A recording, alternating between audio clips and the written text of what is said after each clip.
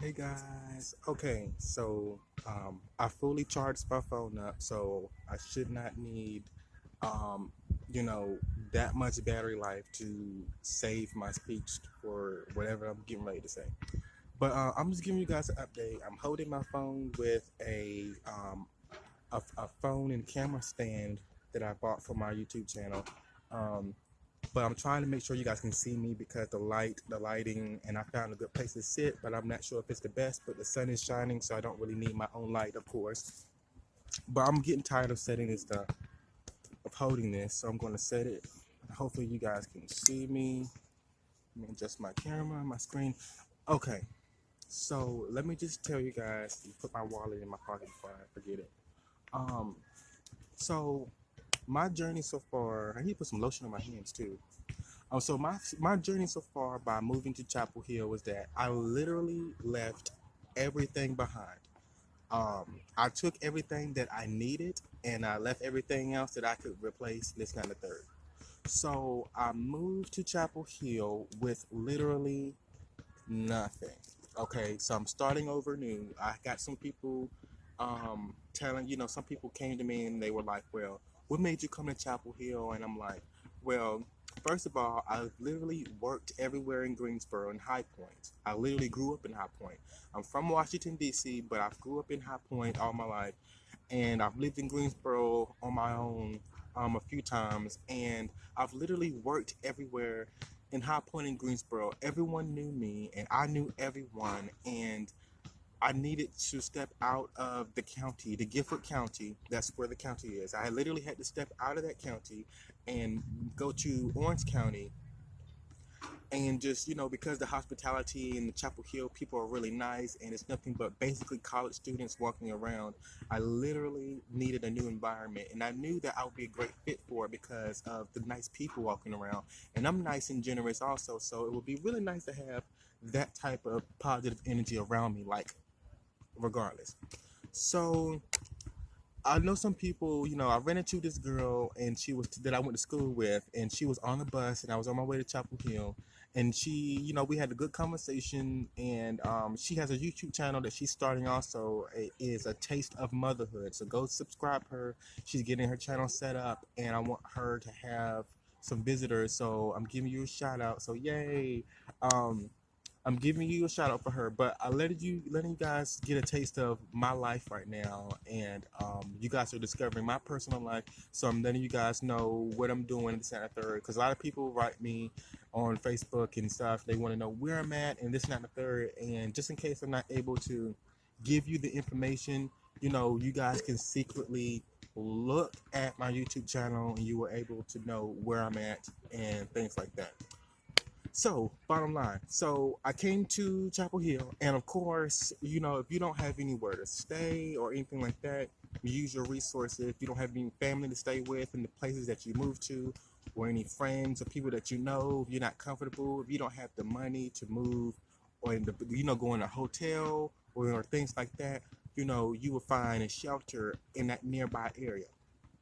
I've heard that Asheville, North Carolina, had some really good men's shelters. Also, they have like 9 or 10 of them, and they're really good. They're really like designed to help people. They literally help people the way they are supposed to be helped. This is what I'm hearing so far. I've been to like 2 shelters. One in Open Door Ministries, one in High Point, excuse me, called Open Door Ministries, and the other one was called the Urban Ministries in Greensboro. And this one I've been to called the IFC, the Interfaith Council Committee, Community something.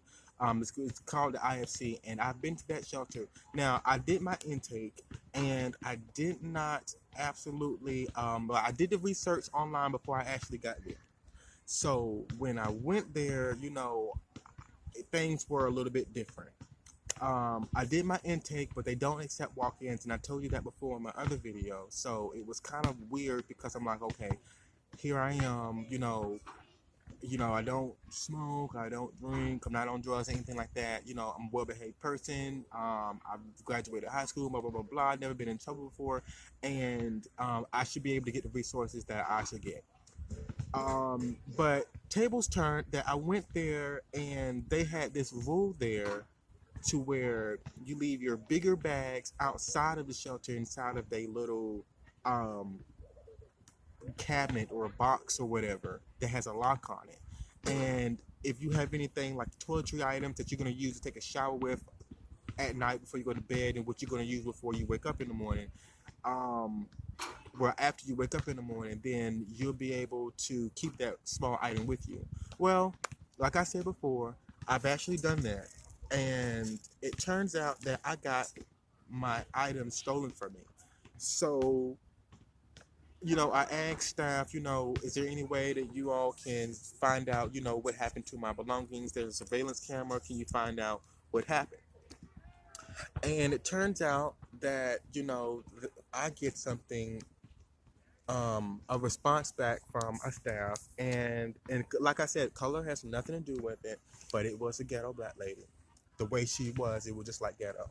And she said, well, we're not responsible for any items missing. And I'm like, okay, but you're not even going to look at the surveillance camera to see who came in the room.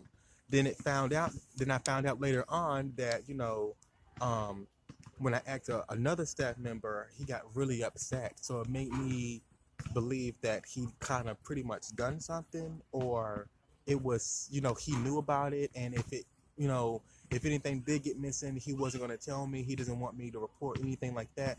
And for someone who does all of that, when I'm asking for my stuff politely, it raises a red flag. So I decided, not to actually be there. I said I feel more safer, living outside in a tent after I set my tent up somewhere. And therefore, I would have the peace that I actually deserve.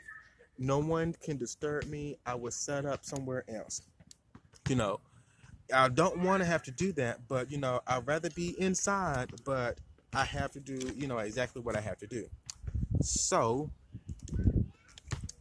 that came out, and I actually ended up living inside of a tent. So when I set my tent up, I have to go, I can't be on someone's property. I have to literally be like in the wooded area or somewhere that it's not on public grounds, because that will be considered trespassing. So yes, I do. I live inside of a tent right now. I currently live in a tent. I work at McDonald's. Um, I'm on the maintenance crew. I literally got established for everything that I needed in order to have a sustainable position of living. And within my first 1 or 2 weeks of me being in Chapel Hill. Now, the thing is that what I felt like it was a little bit unfair is that you have some residents at the IFC who are there. You're allowed to stay there for 2 years. You have residents there who have been staying there for literally 2 years, have not went out to go get a job. They sleep in all day long. And they're not out there trying to work.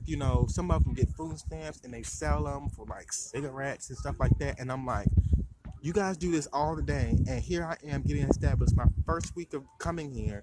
I just came here, and you guys are getting services and housing services, like they're letting you get a bed and things like that. They're feeding you good food and stuff like that while you're there. And then here I am, like being left to the side here, and it's almost like they're thinking, oh, well, he can make it anywhere, so why even rush to help him? That's exactly what I'm getting. So it's kind of like that, and I felt like that was just a little bit unfair, if not all unfair. But I dealt with it, and I decided not, to no longer use their services because of what was demonstrated to me. So they have this system set up to where you have to call every single day at 9 o'clock in order for you to confirm that you want a bed. Now, I was told, okay, I was told in the meeting when I did my intake that if you do your intake, then they will contact you as soon as a bed is available.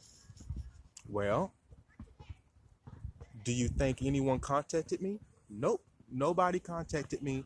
They changed their mind and decided that they wanted me to call them and beg them every single day at 9 o'clock.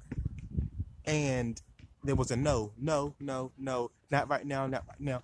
Are you serious? That was the whole entire point for me doing an intake, so you guys can know that I want a bed. Okay, I've never been to a shelter where you've done an intake to get into a shelter. They got all your personal information, and then they want you to call every day for you to identify to them that you want a bed. Now that is plain out, flat out ridiculous. Then it turns out that they end up giving out people that don't work, that are lazy, that drink and do drugs all day, and you can give them a bed before someone who is literally using the resources the right way the system is designed to. Like, what is that? So yes, I felt some type of way.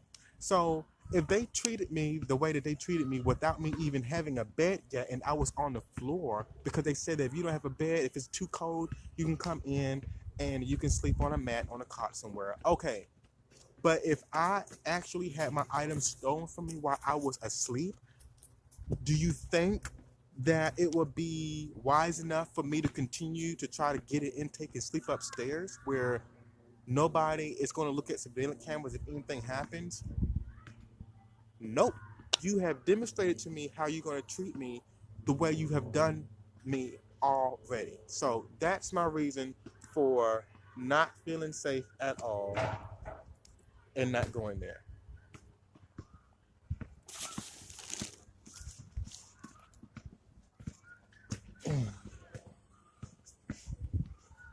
So that is like literally something that needs to be resolved. So I mean, I can resolve it myself, but and I have resolved the issue. The other guy was telling me you should stay, you should stay. I'm like, no.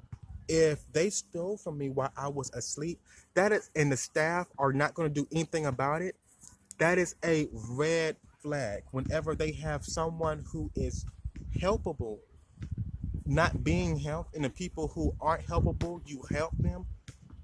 What is the whole shelter designed to do? You know, not just house lazy people who are not transitioning to get out of somewhere. You want to help someone who's transitionable to get out of somewhere. So that was my biggest issue.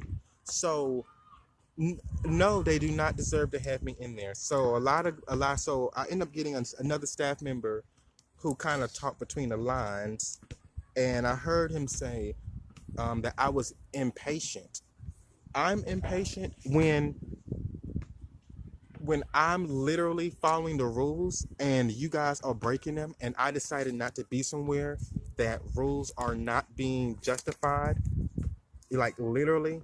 So that's my reason for not staying with them.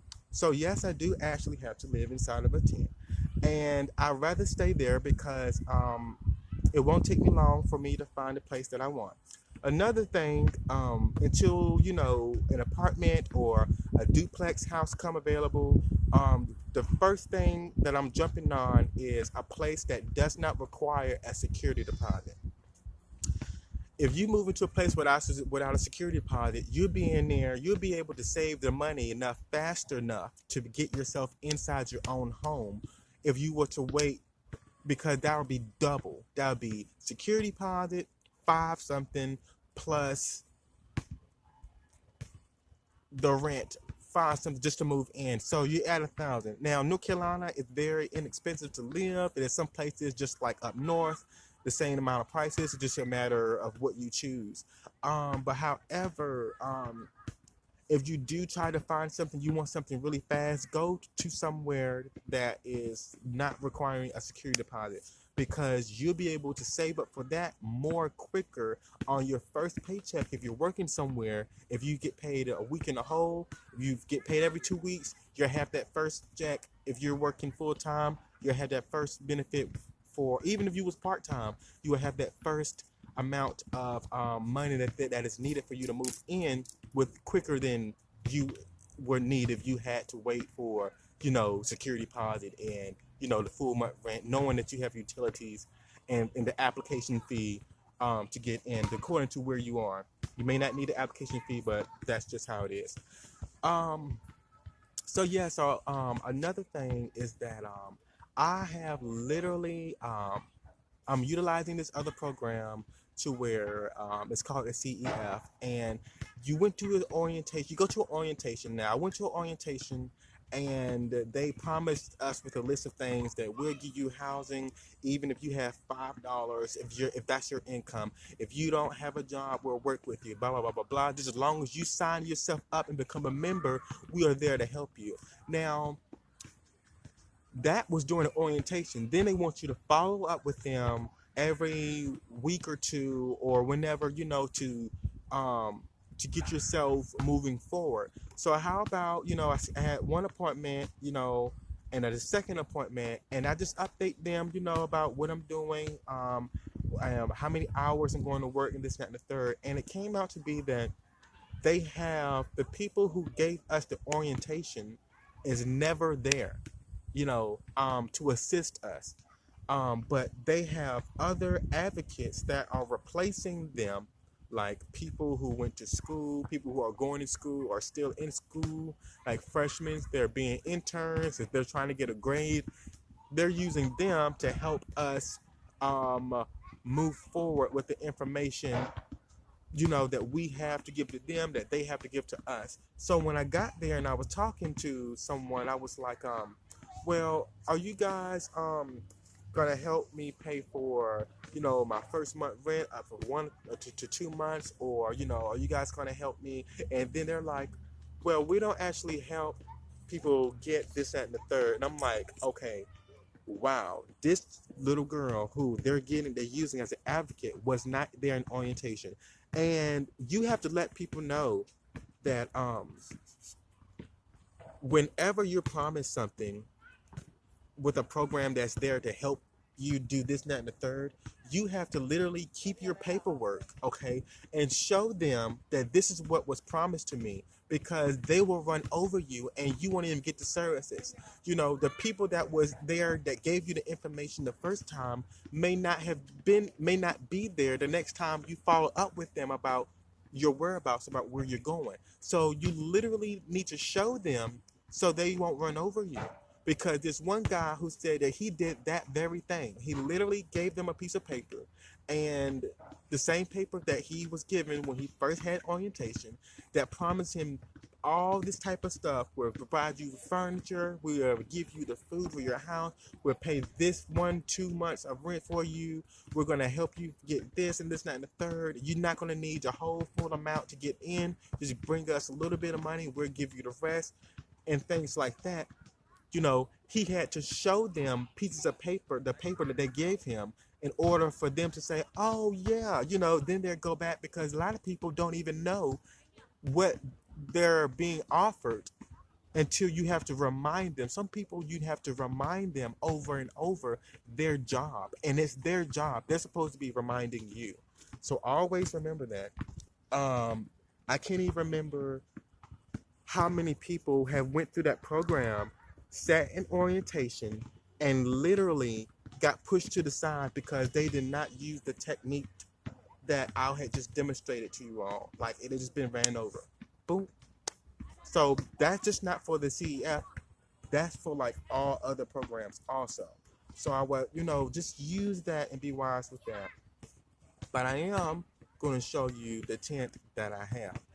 I set it up every day. I told you my manager gave me a tent, and I'm going to actually pay her back for it, because I told her, I said, I just need a tent, and I really hate to have to do this, but I feel better off at being in here because I see what's going on with the services, and I really have to go behind some people and let them know that, this is not the right thing to do to people who are actually utilizing the resources in the right way. So I'll show you the tent. And guys, the tent is like really, really, really, like, I think it's a 2-person. No, it's not a 2-person tent. It's like more like a 1-person tent. But I am going to show you what the tent looks like. And I'm not sure. Okay. Make sure you guys can see it on the ground. Okay.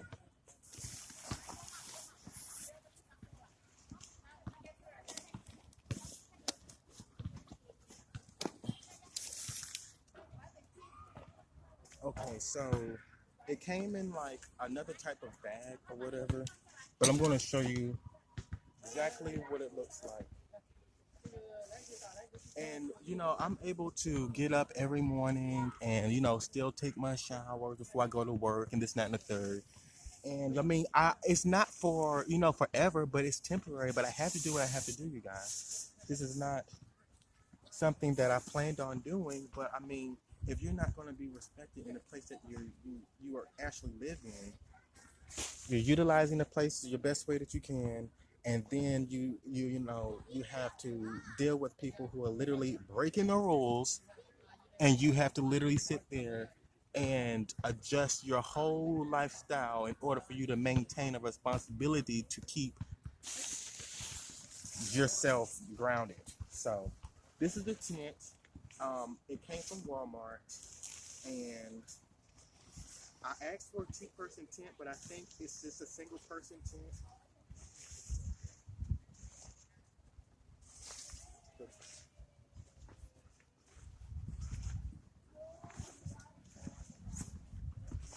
Okay, so this is the bottom part. It literally takes like not like seconds, not seconds. It literally takes like probably 10 minutes to put the tent up. So it comes with little staple thingies that you can bend. It's metal, but it's not metal. It's something else. I forgot what they call it. Um, but yeah. So it's really easy to set up. So remind you, I literally have to go somewhere that's not on public property because that is considered trespassing. So I literally have to find somewhere in a wooded area, somewhere that I think it's safe, that nobody's going to come and snipe me at the middle of nowhere. But no, seriously, um, nobody's going to snipe me. I'm just making a joke. Um, it's really, really easy. So it has some snap-on pieces like right in the center of it, and I snap them together like this, and hopefully it's not gonna. Okay, yeah. It doesn't take that long to put it together. I swear it doesn't. It takes me like literally, I'm gonna say 15 minutes every single time I put it together. According to how the situation is, if I'm doing something else other than, it don't even take 15 minutes, guys. You're gonna see how long this is gonna take. It's really easy to put together. It probably takes you like 5 minutes, less than that. If you're really fast, it's gonna take you like 3 minutes. So I got this part in the ground, and I used one end, and it has a little a hook at the end where you can stick it inside, and this part goes, of course, in the ground. Okay.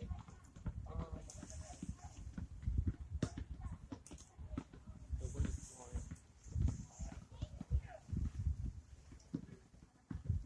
okay, now this other side, I'm going to bend. You have to bend it in order for it to actually stay in place, but it's not going to stay bent like that for long. Okay, so I got both ends inside. Look how easy that was. Okay, now I'm going to just jab this in the ground. You don't need any tools for this, guys. It's just like so simple. Any other extra tools or anything like that. So you got that part. I got that part in there. And now they gave me some hooks that I'm actually going to place in there. But first, I just actually put in the center piece, the base piece for it on it. Now I have one more hook here that is really small. It's not as big as the other one. This one has three separate pieces to it, which is just like the longer one. This one is actually going to be for the other side. It's going to come in like this. But when you put it on, you have to make sure that you unhook one of the ends so that it won't be so hard to put in the strap. And put it back in just like that. And you make a little a cross to go around it. And now I'm going to put in my hooks. got some hooks. That fell. I got some hooks. Where's my other one? Oh, okay, right here. Okay, so I got another one. It's 4 little hook things that goes in the ground. I'm going to place those at the end of it, okay? It's not hard at all. It's not rocket science, you guys. It comes with instructions, but you barely don't even need instructions.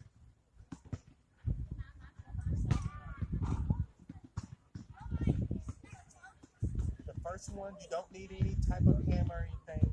It goes straight in the ground with your hand. Make sure you find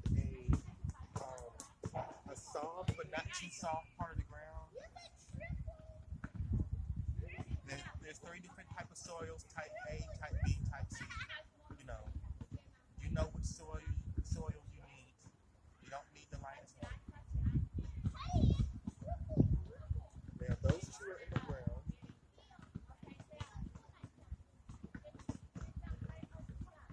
I got this one, and I got that one.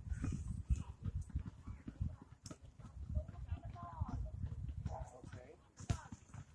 And this is the opening of the tent. There's a zipper. There's also some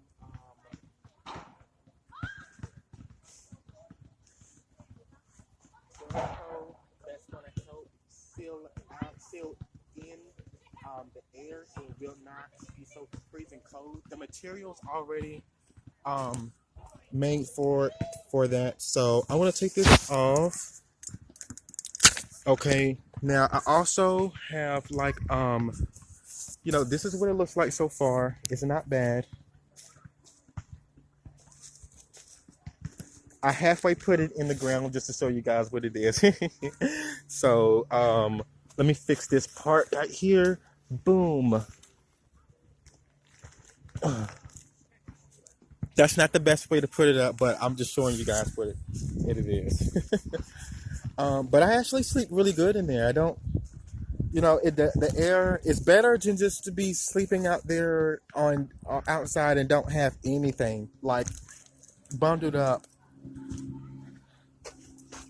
with a cover on a bench somewhere. Like, that's no fun at all. Like, I had to do that. You look at this part, it's like a little window, and I think that's really cool. This is actually used to, like, whenever you have the tent folded up, you can wrap this around it, to keep it tight. And this is the sleeping bag.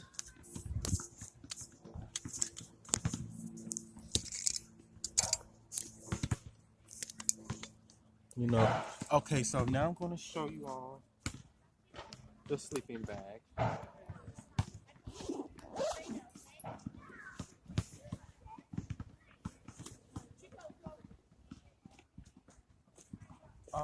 This is the sleeping bag that I got. It is called a cool weather sleeping bag. The comfort level is 35 degrees. So it's 4.7 pounds. It is really, really warm. This is how big it is, okay? It's literally like my height. So I lay this across inside.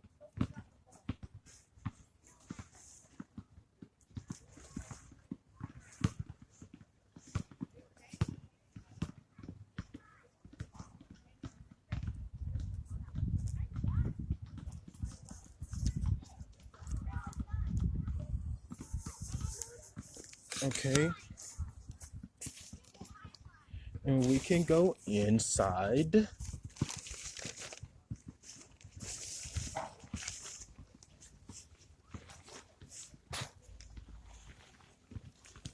I can bring my stuff. Look at everything I left on the table. That's just to show you guys what I'm doing, And this is what it's like living inside of a tent. This is how much room is in here. Okay. You got, it's spacious back there, blah, blah, blah. Spacious back here. You got that much room. It's really not that bad. I literally had no idea that I was going to be living inside of a tent. Guys, look what I had to do. Literally, you know, I still work. Okay, um, I'm still out there looking for a vehicle. Actually, I found one. I'm just waiting for my keys. Um, and I'm waiting for me to come pick my car up. I joined a program that was able to take the money and actually bless me with a vehicle. So I'm waiting for that, and I just told you I just moved to Chapel Hill. I left everything behind, so I have to do what I have to do in order to survive until I get everything that I need in my hands and for me to work on. Um, but it's really not that hard, you guys. A lot of people say it's hard. It's hard. It is. It can be difficult. It can be hard if you don't know how to use your resources. That's what I'm gonna say. Okay. So yeah. But literally, I don't even know what else to say, you guys. It's warm in here. I'm grateful to actually have this tent, to protect me from the cold weather. I'm able to get me some great sleep at night.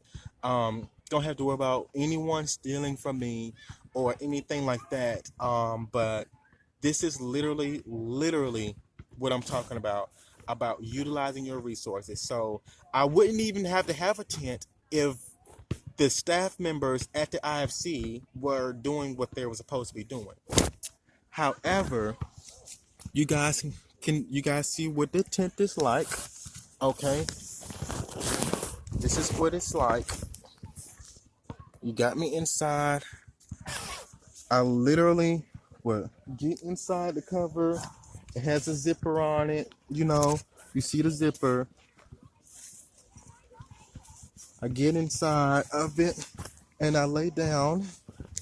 I get out my clothes and everything and just, go to sleep inside the tent. But back to what I was saying. Let me get out of this tent and go back to the table and tell you what the hell going on. Hold up for me.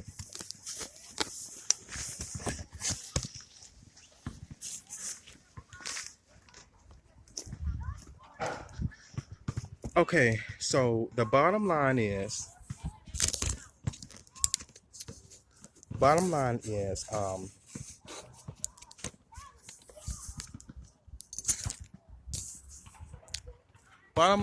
that what I've noticed about some of the staff members that was actually working there, the good staff members, you barely saw them. They were always back in behind the office, not bothering with the people that they hired. The people that they hired to work with the people that were residents at the shelter, they were either on drugs themselves, okay, or they just weren't professional enough to handle the people that was working in the facility.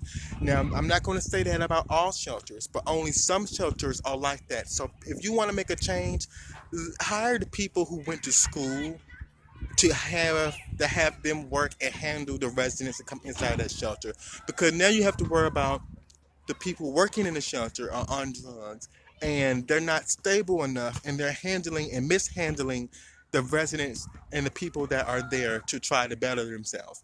If they have a mental disability or if you can see that they're not doing anything, then they need to leave and let the people who are there to utilize the shelter the right way, let them have a safe place to lay their head so they won't be out there in the streets. Bottom line. So take care. Thank you for watching my channel. You can go ahead and share this. I don't care if you guys share that I was living in a tent or anything like that. It's going to help somebody else. You don't have to look homeless to be in a homeless situation. Okay? You don't ever call yourself homeless because there's always some place that's going to let you lay your head somewhere. Lay your head somewhere. Every now and then you might let somebody know your situation, but don't continue to repeat you're homeless and this and that and the third. So thank you for watching. I love each one of you. Okay. I appreciate you for tuning in. I love you. hit the like button if you learned something, subscribe my channel, and have a wonderful, blessed. Oh, and comment whatever you want to comment because I like that feedback. I'm going to give you the feedback. Bye. Take care.